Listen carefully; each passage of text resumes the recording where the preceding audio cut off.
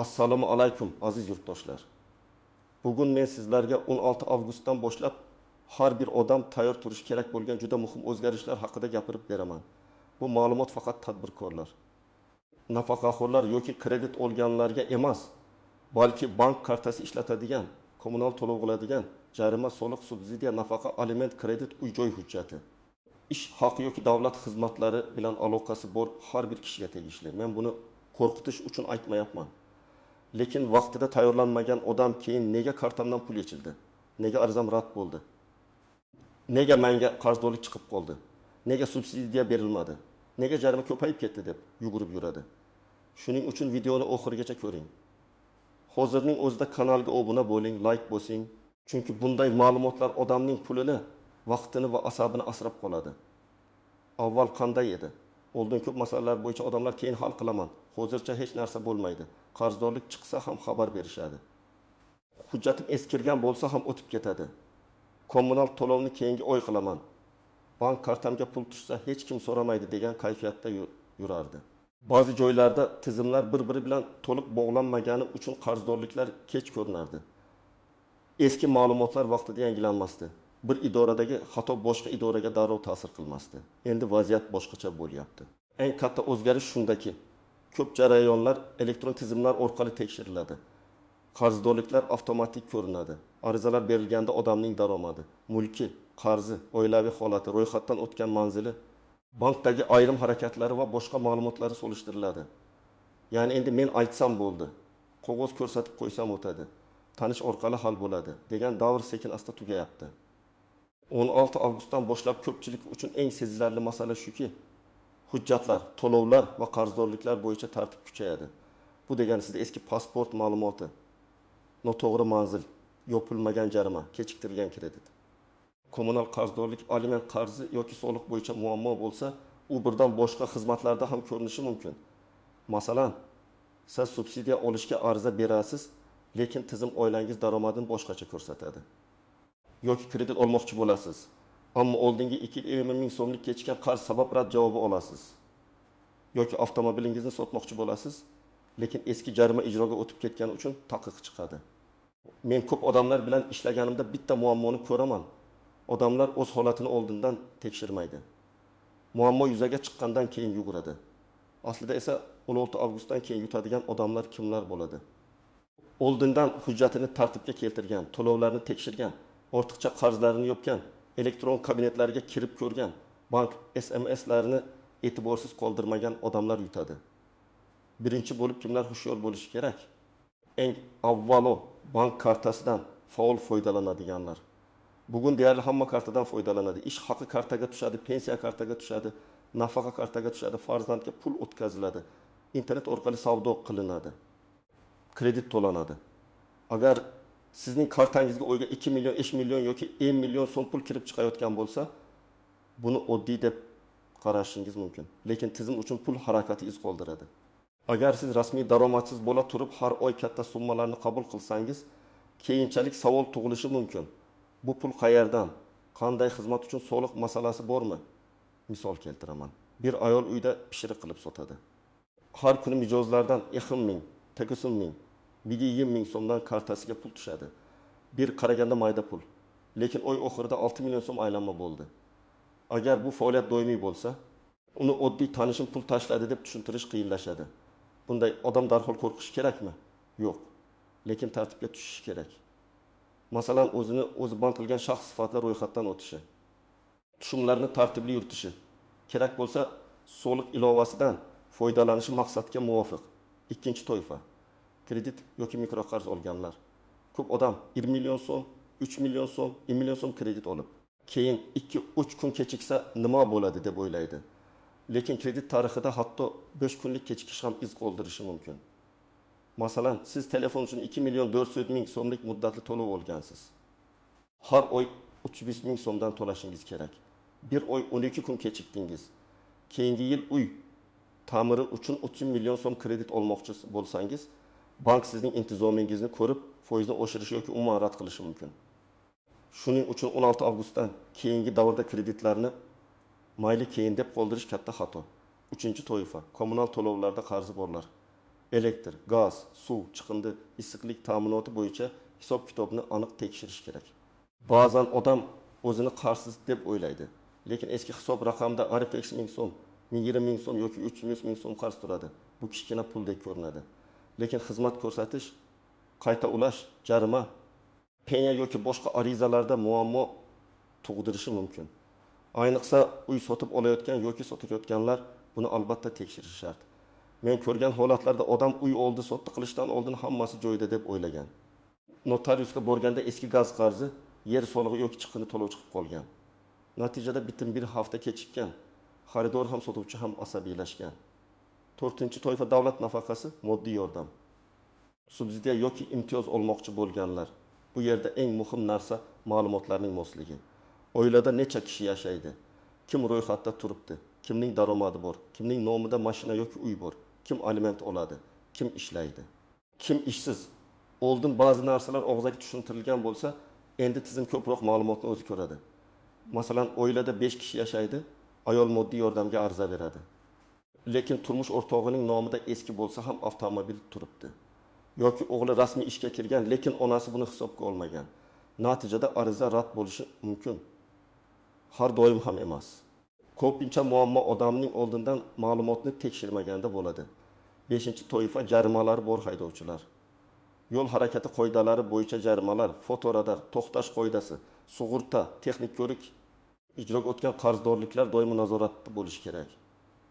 Masalan, 35 ming so'mlik jarima vaqtida to'lanmasa, ustiga ijro xarajatlari qo'shilishi, bank kartadan yechilishi yoki ayrim harakatlarga cheklov qo'yilishi mumkin. Odam keyin men bilmagan edim deydi.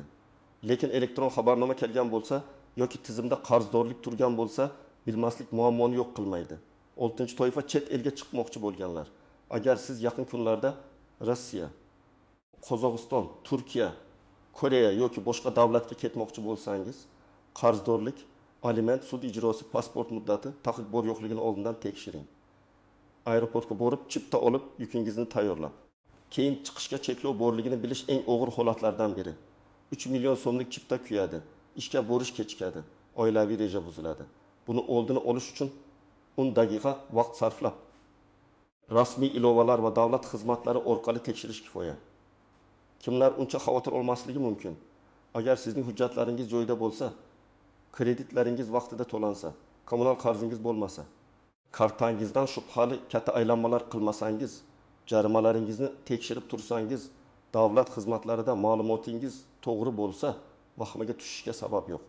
O'zgarishlar intizomli odamni jazolash uchun emas, tartibsizlikni kamaytirish uchun kerak. Lekin menda hech narsa yo'q deb tekshirmaslik ham noto'g'ri. Chunki xato faqat odamning o'zidan emas, eski baza, noto'g'ri kiritilgan ma'lumot, o'xshash ism, familiya, eski manzil yoki yopilmagan hisobdan ham chiqishi mumkin. Endi istisnolar va ko'pchilik bilmaydigan nozik joylarga o'tamiz. Birinchi nozik masala, qarzdorlik har doim ham siz haqiqatan qarzdor ekaningizni anglatmaydi. Ba'zida tizimda eski ma'lumot turadi. Masalan, odam 2022 yilda elektr hisobini yopgan, lekin eski hisob raqamida 70 ming so'm qarz qolgan. Yoki uy sotilgan, lekin kommunal hisob yangi egaga o'tmagan. Shunday holatda odam darhol pul to'lab yubormasdan avval hisob-kitobni so'rashi kerak. Qaysi davr uchun qaysi hisob raqamga qaysi xizmat bo'yicha qarz chiqyapti? Agar xato bo'lsa, yozma ariza bilan tuzatish talab qilinadi. Ikkinchi nozik masala, bank kartangizni boshqalarga berib qo'ymang. Juda ko'p odam akam foydalanib tursin, do'stimga karta kerak bo'lib qoldi, tanishim pul aylantiradi deb kartasini beradi. Bu eng xavfli xatolardan biri. Karta sizning nomingizda bo'lsa, pul harakati ham sizning nomingizda ko'rinadi. Ertaga bu pul noqonuniy savdo, firibgarlik, qimor, soxta to'lov, shubhali operatsiya bilan bog'liq bo'lsa, birinchi savol sizga keladi. Men bilmasdim. Kartamni berib qo'ygandim degan gap sizni to'liq himoya qilmasligi mumkin. Shuning uchun 16 avgustdan keyin emas, bugunning o'zida kartangiz faqat o'zingizda bo'lsin. Uchinchi nozik masala. SMS va ilovalardagi xabarlarni e'tiborsiz qoldirmang. Ko'p odam bankdan, soliqdan, davlat xizmatlaridan, kommunal tashkilotdan kelgan xabarni ochmaydi. Keyin muammo chiqqanda menga hech kim aytmadi deydi. Aslida xabar kelgan bo'ladi. Telefon raqamingiz o'zgargan bo'lsa, uni bankda, davlat xizmatlarida, soliq tizimida yangilang. Chunki eski raqamga ketgan xabarni siz ko'rmasligingiz mumkin, lekin tizim xabarnoma yuborilgan deb hisoblaydi. 4-chi nozik masala oilaviy ma'lumotlar. Subsidiya, nafaqa, moddiy yordam, aliment, uy-joy navbati. Bog'cha to'lovi yoki imtiyozlarda oilaviy tarkib juda muhim. Agar siz boshqa manzilda yashasangiz, lekin ro'yxatda ota-onangiznikida tursangiz, ularning daromadi yoki mulki sizga ta'sir qilishi mumkin. Yoki aksincha, siz bilan yashamaydigan kishi sizning oilaviy tarkibingizda ko'rinib, arizangizga salbiy ta'sir qiladi. Shuning uchun ro'yxat masalasini keyin qilaman deb qoldirmang. 5-chi nozik masala naqd pul bilan qilingan kelishuvlar. Masalan, siz birovdan 2000 million so'm qarz oldingiz yoki mashina uchun oldindan 20 million so'm berdingiz. Hech qanday tilxat yo'q, shartnoma yo'q, bank o'tkazmasi yo'q. Keyin nizo chiqsa, isbotlash qiyin bo'ladi. Elektron tizimlar kuchaygan sari hujjatli izning ahamiyati oshadi. Pul berayotgan bo'lsangiz, kamida tilxat oling. Katta summa bo'lsa, bank orqali o'tkazing va izohga aniq yozing. Qarz, uy oldi sotdi bo'yicha avans. Xizmat uchun to'lov. Bu keyin sizni himoya qiladi. 6-chi nozik masala. Firibgarlar faollashadi. Har safar yangi tartib, yangi sana, yangi o'zgarish bo'lsa, firibgarlar odamlarning qo'rquvidan foydalanadi. 16 avgustdan kartangiz blok bo'ladi. Kodni ayting. Qarzingizni tekshirib beramiz. Pasport rasmingizni yuboring. Subsidiya chiqarib beramiz. Oldindan 300 ming so'm tashlang. Jarimangizni yopib beramiz degan gaplarga ishonmang. Hech qachon SMS kod, bank karta PIN kodi, ilovaga kirish paroli, pasportingizning to'liq rasmini notanish odamga yubormang. Rasmiy xizmat faqat rasmiy ilova, rasmiy yoki davlat xizmatlari markazi orqali bo'ladi. 7-chi nozik masala kichkina qarz katta muammoni keltirib chiqaradi. Odamlar ko'pincha 20 ming, 50 ming, 1 ming so'm qarzni jiddiy olmaydi. Lekin aynan shunday mayda qarz ijroga o'tib, ustiga xarajat qo'shilib, keyin bank hisobidan yechilib qolishi mumkin. Masalan, 9 ming so'mlik jarima vaqtida to'lanmadi. Keyin ijroga o'tdi, qo'shimcha xarajatlar qo'shildi. Yakunda 1 ming yoki undan ko'proq bo'ldi. Eng yomoni. Odam buni muhim ish oldidan biladi. Kredit olayotganda, mashina sotayotganda, chet elga chiqayotganda. Endi nima qilish kerak? Men sizga aniq qadamlarni aytaman. Birinchi qadam shaxsiy hujjatlaringizni tekshiring. Pasport yoki ID karta muddati, JSH raqami, doimiy ro'yxat manzili, telefon raqamingiz, bankdagi ma'lumotlaringiz mos bo'lishi kerak. Agar pasport almashtirilgan bo'lsa, eski ma'lumot bankda qolmaganini tekshiring. Bankka borib yoki ilova orqali ma'lumotlarni yangilang. Ikkinchi qadam, barcha qarzdorliklarni tekshiring. Kommunal to'lovlar, soliq, jarima, kredit, aliment, sud ijrosi, mikroqarz muddatli to'lovlar. Buning uchun rasmiy mobil ilovalar, bank ilovalari, davlat xizmatlari portali, soliq ilovasi, kommunal tashkilotlarning shaxsiy kabinetlari va MIB bilan bog'liq tekshiruvlardan foydalaning. Agar internetdan foydalanishni bilmasangiz, farzandingizdan yordam so'rang yoki davlat xizmatlari markaziga boring. 3-chi qadam, xato qarzdorlik chiqsa, og'zaki tortishmang, yozma murojaat qiling. Arizada ism familiyangiz, JSSHIR, manzil, telefon, hisob raqam, qarzdorlik summasi, qaysi davr uchun chiqayotgani va nima sababdan e'tiroz bildirayotganingizni yozing. Masalan, mening nomimga 2003 yil dekabr oyi uchun 1,5 ming so'm gaz qarzdorligi chiqarilgan. Ushbu davr bo'yicha to'lov kvitansiyasi mavjud. Qarzdorlikni qayta ko'rib chiqib, bazadan olib tashlashingizni so'rayman. Arizaga kvitansiya, screenshot, shartnoma yoki boshqa dalillarni ilova qiling. 4-qadam. Bank kartalaringizni tartibga keltiring. Ishlatmaydigan kartalarni yopish yoki nazoratga olish kerak. Kartangizda kimlar pul tashlayapti, nima uchun tashlayapti, doimiy tushumlar qanday manbadan kelmoqda. Buni o'zingiz bilishingiz shart. Agar kichik biznes qilayotgan bo'lsangiz, faoliyatingizni qonuniylashtiring. O'zini o'zi band qilish, yakka tartibdagi tadbirkorlik yoki boshqa mos shaxsni tanlash bo'yicha so'siq organidan maslahat oling. 5-qadam, kredit va muddatli to'lovlarni kechiktirmang.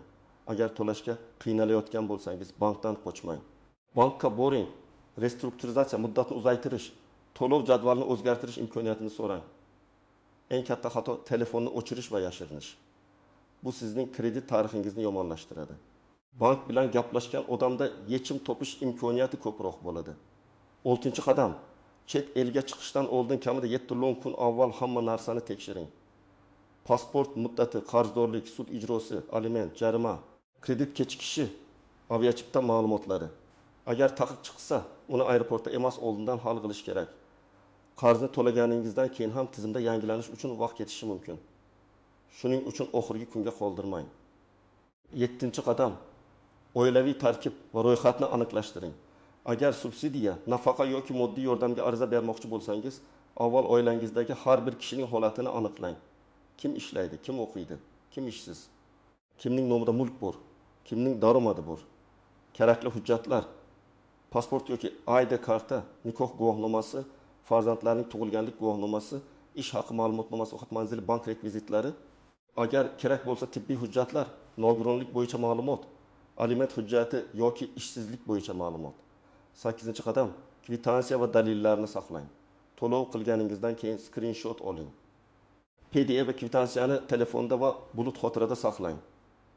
Naqd to'lov qilgan bo'lsangiz, chekni tashlab yubormang.